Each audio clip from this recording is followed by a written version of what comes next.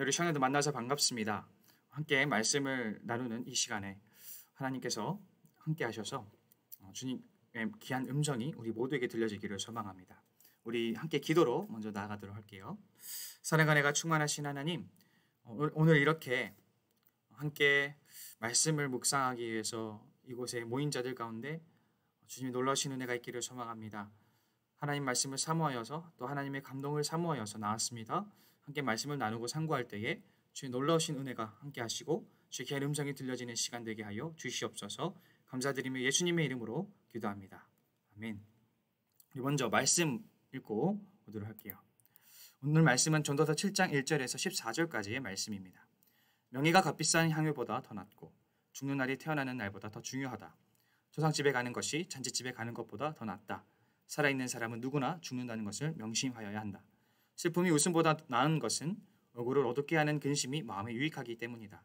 지혜로운 사람의 마음은 조상집에 가 있고 어리석은 사람의 마음은 잔치집에 가 있다.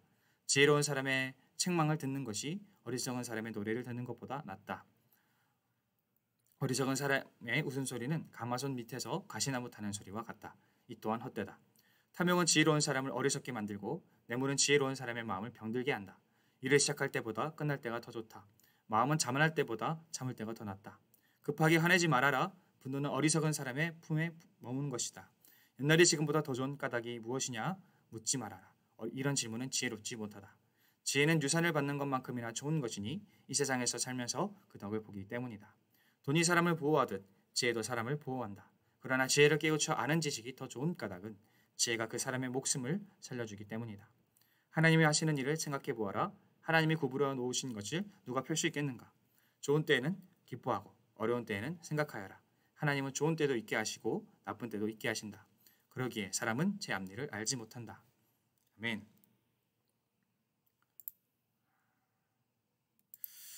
오늘 우리가 전도서를 통해서 함께 나눌 말씀은 지혜에 관한 것입니다. 지혜의 사전적 정의는 사물의 이치를 빨리 깨닫고 사물을 정확하게 처리하는 정신적 능력이라고 할 수 있겠습니다. 그러나 오늘 우리가 살펴볼 지혜는 이 구약에 한정된 지혜입니다. 옛 전통, 구약의 전통적인 구약에서 말하는 지혜입니다. 성경 중에 이 잠언이라는 책이 있어요. 고대인들의 지혜를 비롯한 이스라엘인들의 그 지혜를 모아놓은 지혜 모음집 같은 것이라 할 수 있습니다. 예를 들어 이런 지혜들이, 이런 지침들이 이제 산발적으로 나옵니다. 예를 들어서 부모를 공경한다는 것, 훈계를 달게 받는 것, 화를 함부로 내지 않는 것, 이런 것들이 있습니다. 이런 것들을 모두 하나님이 이 세상에 두신 규칙으로서 이 규칙을 빨리 파악하고 이 규칙대로 살아가는 것이 바로 지혜라는 것이죠. 그러나 전도자가 매사 비판적인 인물이라는 걸 우리는 알죠. 그가 자주 하는 말이 헤벨, 헛되다라는 것이죠. 전도자는 이 지혜도 헛되다라고 보고 있는 입장입니다. 그는 율법에 대한 교과서적인 삶이 하나님의 복을 가져온다는 식의 어떤 지혜를 반대합니다. 옛 전통의 가장 대표적인 예가 인과응보라고 할 수 있겠어요. 의인은 복을 받고 악인은 심판을 받는 것입니다. 그러나 전도자가 보기에 이것은 지혜가 아닌 거예요. 왜냐하면 실제로 세상은 그렇게 흘러가지 않기 때문이죠. 가령 의인이 고난을 당한다거나 악인이 굉장히 승승장구하는 그런 일들을 우리가 정말로 많이 보게 되잖아요. 그렇기 때문에 과거 옛 전통 지혜는 해당되지 않는 일들이 분명히 있다라는 것이죠. 그래서 전도자는 지혜에 대해서 소개하면서 그것이 헛되다라고 고발합니다. 그래서 오늘 본문에서 1절, 6절 그리고 그 위에 뒤에 몇 절도 계속해서 옛 전통에 대해서 말을 하고 그것을 다시 고발하는 이런 형식으로 되어 있어요. 오늘 시작으로 1절, 6절까지는 1절에서 6절까지는 전통적 지혜에 대해서 소개합니다. 초상집에 가는 것이 잔치집에 가는 것보다 더 낫다. 살아있는 사람은 누구나 죽는다는 것을 명심하여야 한다. 잔치집보다 초상집을 가는 것이 더 나은 이유는 우리가 죽음을 인식하기 때문입니다. 존재 위협으로부터 자신을 보호하는 예측 기반 신경 메커니즘이라는 이런 실험이 있어요. 이 실험 논문의 결과는 뭐냐면 인간이 자신의 죽음에 대해서 무의식적으로 피하려고 한다는 것입니다. 어떠세요? 여러분들은 죽음에 대해서 자주 생각하십니까? 우리는 죽음에 대해서 사실 그렇게 많이 생각하지 못하는 시대에 살고 있습니다. 일단 우리 삶이 너무 바쁘잖아요. 그죠? 우리 삶이 지금 당장에 너무 바빠 죽겠는데 뭐 미래만 있을 것 같은 그 죽음이 대체 무슨 소용인가? 또 여러분 우리가 너무 바빠도 그 바쁜 틈새로 각종 미디어들이 쏟아져 들어오잖아요. 그죠? 우리가 그래서 퇴근할 때 우리가 버스에 타보면 사람들이 다 핸드폰 영상 보고 있거나 뭐 다른 거 하고 있죠. 우리의 그 미디어들이 우리의 삶의 틈새를 꽉 채우고 있어서 우리가 삶을 고찰할 시간을 주지 않는다는 거죠. 그래서 우리는 죽음에 대해서 잘 생각하지 못하는 시대에 살고 있지 않은가 생각해 봅니다. 그러나 죽음을 목격하는 것은 사람에게 반드시 필요하다라는 것이 바로 옛 지혜의 관점입니다. 왜냐하면 나 자신이 죽는다는 사실을 마주하기 때문이죠. 철학자 하이데거는 죽음을 긍정적으로 다룬 학자예요. 거의 대다수의 사람들이 군중의 삶을 산다는 거죠. 군중의 삶이 뭐냐? 자신이 진정 누구인지, 내가 뭘 하고 싶은지, 내 욕망이 무엇인지, 내 삶을 고찰하는 것은 아니라 다른 사람들이 기대에 부응하기 위해서 또 사회가 요구하는 어떤 자격과 역할을 감당하며 살아가는 삶이 바로 군중의 삶이라는 것입니다. 평생 날 위해 사는 것이 아니라 남을 위해 살아가는 인생인 것이죠. 그런데 이런 모순된 삶을 언제 깨달을 수 있느냐 하면 바로 죽음을 목격했을 때라는 거예요. 죽음을 똑바로 인식할 때 사람은 인생을 되돌아보게 되고 성찰하게 되고 반성하게 됩니다. 그래서 삶을 바라보는 관점이 달라지게 되고 삶의 변화까지 이룰 수 있다는 것입니다. 그래서 옛 지혜는 장례식에 가서 거기서 죽음을 목격하고 거기서 지혜를 배워오라라고 가르칩니다. 그리고 이제 전도자는 그 옛 지혜의 부조리함을 고발합니다. 그래요. 장례식에 가서 그렇게 많은 지혜를 배운다고 해봅시다. 근데 그렇게 얻게 된 지혜가 과연 어떤 의미가 있느냐라는 거예요. 자, 이렇게 전도자가 말합니다. 탐욕은 지혜로운 사람들을 어리석게 만들고 뇌물은 지혜로운 사람의 마음을 병들게 한다. 자, 이것이 바로 지혜가 헛된 이유라는 거예요. 살펴보니까 전도자가 보기에 이 세상에는 지혜로운 사람들이 지혜롭게 살지 않는다는 거예요. 그들은 자신의 탐욕을 이루기 위해서 지혜를 이용합니다. 또 뇌물을 받고 악한 지도자의 대변인을 자처하기도 하죠. 구약시대에는 예언자 학교가 있었어요.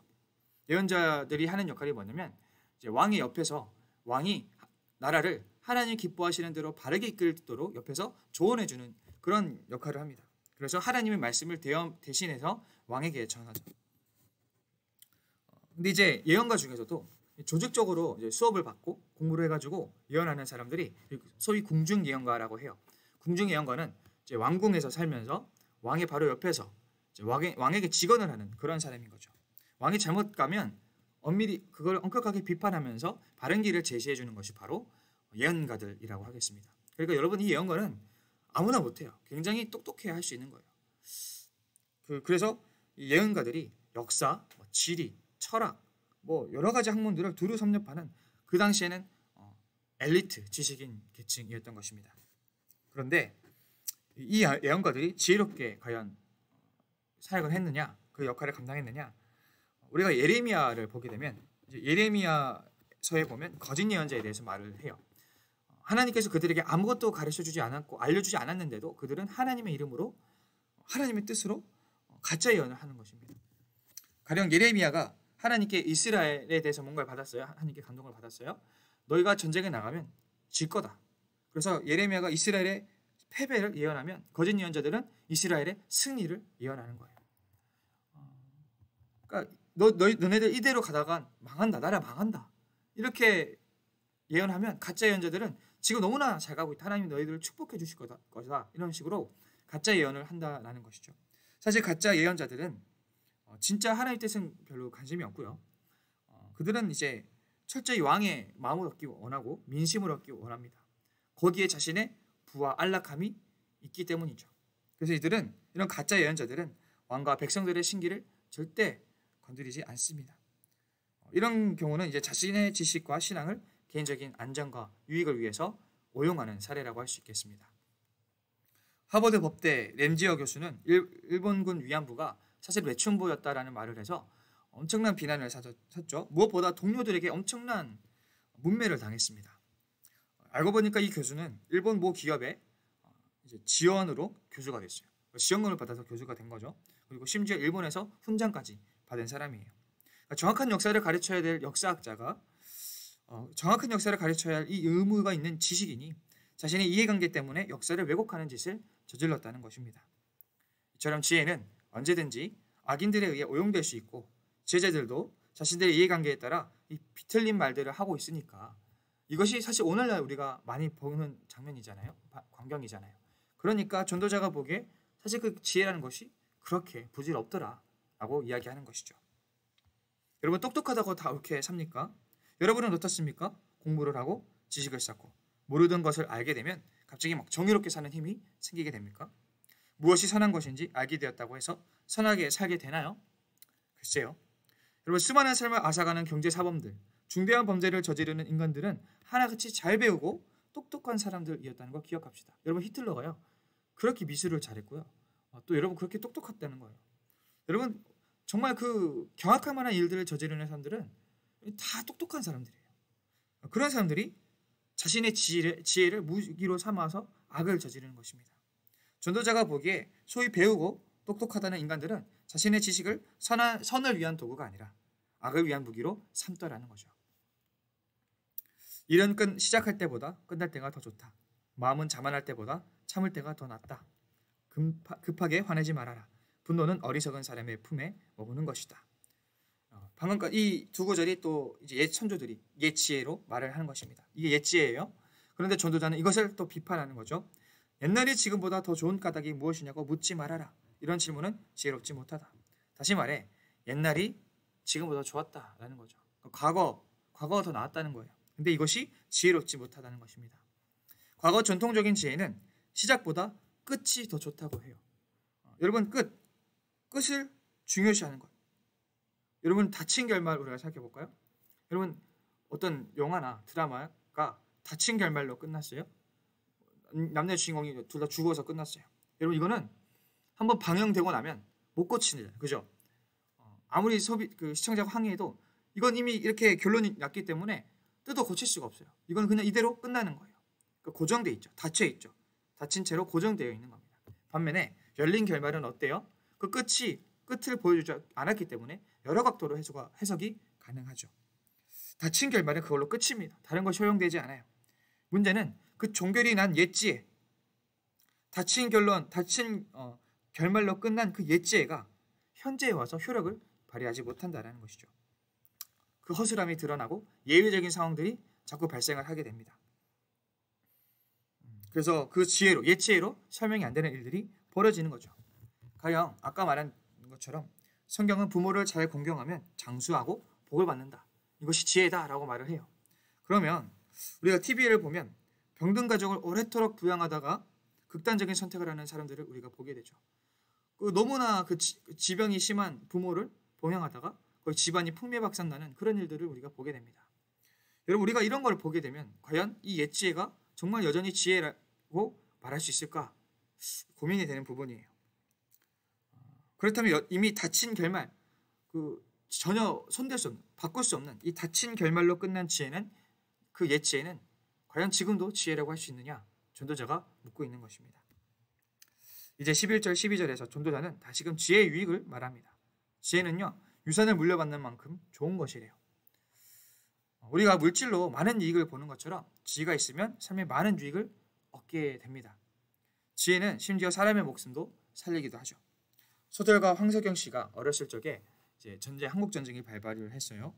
온 가족이 피날 길로 올랐죠. 어느 날 밤에 군인이 찾아왔어요. 이게 북한군인지 국방군인지 알 수 없는 정찰대가 이 가족을 덮쳤어요. 그리고 그 군인들이 이승만이냐 김일성이냐 물어보더라고요. 너네가 누구 편이냐 선택하라는 거예요. 근데 문제는 그 질문하는 군인들이 어느 편인지를 도저히 모르겠다는 거예요. 여러분 이 말 한마디에 생사가 걸려있죠. 그죠? 만약 이승만이라고 말했는데 상대방이 북한군이면 바로 거기서 끝나는 것입니다. 말 한마디에 생사가 걸려있는 이 위기의 상황, 그의 아버지가 말합니다. 우리는 정치를 모르는 양민입니다. 누구를 지지해야 할지 가르쳐 주십시오. 이 한마디로 온 가족이 살았다고 고백합니다. 때에 알맞은 행동과 말들은 정말 여러 사람들의 목숨을 살리는 힘이 있는 것이죠. 그러나 전도자는 또 이어서 이 지혜를 비판합니다. 하나님이 구부려 놓은 것을 누가 펼 수 있겠는가? 인간은 명료한 걸 원해요. 그죠? 그러나 세상은 구부러진 것 마냥 비합리적입니다. 올곧은 것으로는 이걸 해결할 수가 없어요. 왜냐하면 세상이 굽어져 있기 때문에 올곧은 것으로는 해결이 안 돼요. 즉 고정된 지혜로는 해결이 안 되는 것입니다. 부조리하고 모순된 것이 현실입니다. 그런데 하나님이 이렇게 만들어 놓았다면 어떤 지혜로 그걸 펼 수 있겠어요? 올곧은 지혜로 이 부조리 현실을 펼 수가 없다라는 것이죠. 그러니 지혜가 그 한계가 명확해지는 것입니다. 좋은 때에는 기뻐하고 어려운 때에는 생각하여라. 하나님은 좋은 때도 있게 하시고 나쁜 때도 있게 하신다. 그러기에 사람은 제 앞일을 알지 못한다. 삶을 즐길 수 있을 때에는 기뻐하고 어려운 때에는 생각해야 합니다. 전도자가 지혜를 비판적으로 보고 있지만 그래도 지혜는 여전히 유효한 부분이 굉장히 많아요. 그러니 우리가 멈추게 되었을 때, 어려운 때, 그죠? 어려운 때, 굉장히 힘들어서 우리가 멈추게 되었을 때는 반드시 자신을 돌아보고 성찰하여 지혜를 추구하는 그런 태도가 우리에게 필요하다라는 것이죠. 전도자가 말하고자 하는 바를 두 가지로 정리해 볼게요. 첫째로, 많은 걸 안다고 해서 올바른 삶을 살지 않는다는 것. 둘째로, 고정된 지혜는 지혜가 아니라는 것. 우리는 많은 지식을 가진 사람을 똑똑하다고 하지 지혜롭다고 하지 않아요. 똑똑한 사람이라고 해서 지혜롭다고 볼 수 없죠. 오히려 똑똑한 사람은 교만하실 확률이 높고 또 실수할 확률이 굉장히 많아요. 자신이 많이 한다라는 착각과 자신의 지식을 맹신하기 때문에 거기서 벗어나기가 어렵습니다. 인지심리학자 김경일 교수님이요, 이 변화하는 세대 속에서 가장 취약한, 이 변화에 가장 취약한 사람들이 바로 전문가들이라고 말합니다. 그들은 자신들의 전문성에 친숙한 사람들이기 때문에 그 관점을 벗어나기가 어렵다라는 거예요. 그러나 지혜로운 사람은 똑같은 문제를 두고 다른 각도에서 다양한 방식으로 접근합니다. 지혜로운 자는 어느 하나의 지식에 갇히지 않고 유연하게 생각하기 때문이죠. 예를 들어서 여러분 수학자들은요, 수학자들은 매사에 모든 걸 수학으로 해결하려고 하고, 그죠? 화학을 다루는 사람은 매사에 모든 걸 화학작용으로 설명하려고 할 거고, 그죠? 이런 거죠. 자신의 전공, 자신이 가까이 하는 것으로 세상 해석하려고 하는데 전문가일수록 이것이 벗어나기 어렵다는 거예요. 그런데 지혜로운 사람은 이 관점들의 한계를 명확히 인식하고 여기서 이제 자유롭게 드나드는 것이 가능한 사람들, 그래서 다각도로 해석할 수 있고 다각도로 볼 줄 아는 그런 사람들이 바로 지혜로운 사람들이라고 할 수 있겠습니다.